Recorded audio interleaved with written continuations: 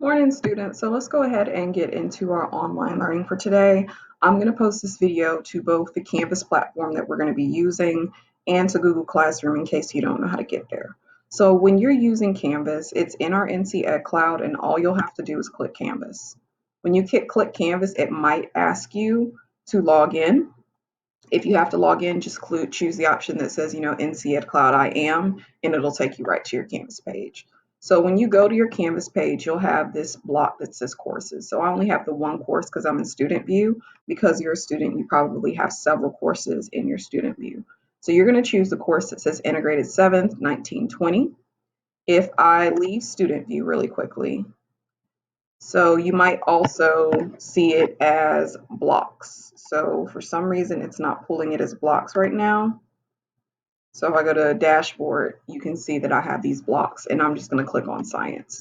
Notice each one of them has a different name. So if you're having trouble finding it, the easiest thing to do is read. I know you guys kind of skirt around that, but if you just see it says integrated science 7th, and I also have this little picture with the little atom. So science, it's like magic but real. So this is what you're going to click on for the next weeks. Who knows? I don't. So when you get here, you're going to come to your home page. So your home page is your modules. And I'm going to go to student view so that you're very certain on what you're going to see. So when you go to your modules, you'll notice on the side, you have home, mastery, connect, and chat. So when you click chat, that's how you can reach me. So if you need anything and you want to reach out to me via Canvas, if you hit this button, all the messages come to me on the platform, but you can also still reach out to me via email. I'll be online pretty much for the entire school day in these next coming weeks in case you're struggling with anything. So you'll notice it says introduction, and I would recommend that you read it. So the introduction just simply has information about the course. I do want you to finish those exit tickets we started before we went on this sabbatical, and I need you to complete those on Mastery Connect. Remember, there was three: Punnett Squares, Pedigrees, and Genetics. So once those three are complete, then I want you to get started with these modules. And all we're going to do is we're going to try and do one a day. If it is more than one day, then I will definitely let you know. But today for atmosphere, module one, it should only take you about 80 minutes to complete it. So 80 minutes is the typical school day now, y'all. So it's not a lot of work. It's the same amount of work. So you can scroll down. Notice all these due dates are the same. That's because I understand that right now we have to have a certain air of flexibility. But as this comes to you, the expectation is you're doing the work as I announce it to you. So you're going to start today with some atmosphere vocabulary. And when you click on it, it's going to take you to this page for Edgenuity. So all of these vocabulary words at the top here are things that we've covered in class, and some of them that I've touched on, but I feel like you need a little bit more training on. So once you type the word, then you can play the definition and play an example, and you have to play at least one in order to go to the next button. So if you just type it and you don't play it, then it is not going to allow you to hit next. So you need to make sure you type it in, play the definition or play the usage, and then it'll allow you to access these next few words. So see, I can't click on them right now. So the glossary is also at the back, which gives us our definition so that we can become familiar with the vocabulary. At the top here, there's also a Nearpod session that I'd also like to complete. So it's just matching. So you just put in your name as usual and click join session. The good thing about Nearpod and what I want you to start using, because several of these assignments in your modules have Nearpods, is to click the notes tab. And if you log in with your Google, or if you hit save to Google Drive, any notes that you type in here will be saved to your Google Drive. So now we're going to head on over to assignments, and it's going to take us back to the module, and then it's going to say instruction. So when you click on instruction for today, you'll notice that it has a video of the teaching. So it is going to immediately start. So I recommend that you just simply watch the videos. Occasionally down here, you'll have some pages. Today it's only one page, so listen to the video, take your notes, make sure you're familiar with this content. So I'm also going to hit home. Assignments or home will take you back to the module. Then you have your practice for today. So when you click on your practice, Notice that I have go to science textbook and complete unit 7, concept 7.4, explore pages 1 through 3. So right now it's having trouble logging, but I'm telling you it says science textbook. So what we can do is if we go back to our rapid identity, if you click on discovery education, this is what I'm referring to when I say your textbook. So I click on my textbook, and here I have my grade 7 science textbook,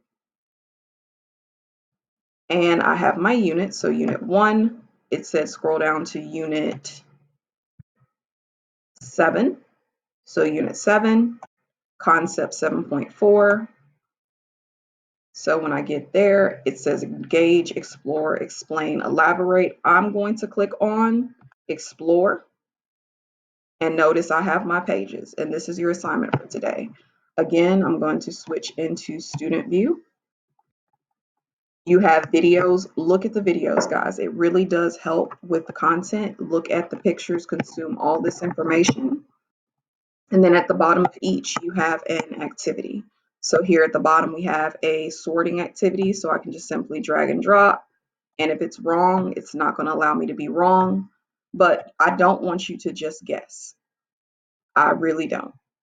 I want you to actually read these and try and, oh, it can let you be wrong. So I guess it's only in teacher mode.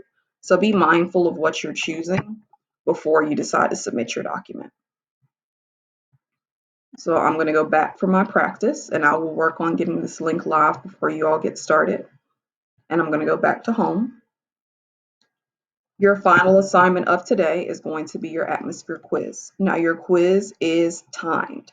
So this isn't just a matter of, oh, I'm just going to skip all this stuff and take the quiz. Notice it says no due date, 100 points allowed, questions 10, time limit 12. So it's about 10 minutes. So it's about, so the timer will start, and you're only allowed 2 attempts. So if you don't feel like pass the first time, you can take it one more time, but remember it's time. So we want to make sure we know all of our things before we get started. So just some little tips before you get started on atmosphere today. I know this video is running a little long, so I would like to talk to you all about the atmosphere misconception. So these are some things that I noticed as we were teaching the unit the first time, of things that people kind of struggle with. So we're just going to start with vocab. So simply, I have the English and the Spanish for my Spanish learners. Miss Mays isn't great at Spanish, but I'll try. So troposphere, if we remember, that's the layer that we live in, or troposfera en español, la capa de la atmósfera terrestre que está más cerca de la Tierra, o la superficie de la planeta, donde tiene lugar el tiempo atmosférico. El otro capa is a stratosphere. So we know that the stratosphere is the layer above the troposphere, and that's the layer with the ozone layer and protects us from UV rays. So for my Spanish speakers, estratosfera es la capa que tiene la capa de ozono, y la función es para proteger la vida en la Tierra al filtrar la radiación ultravioleta. So ozone, capa de ozone. UV rays, rayos ultravioletas.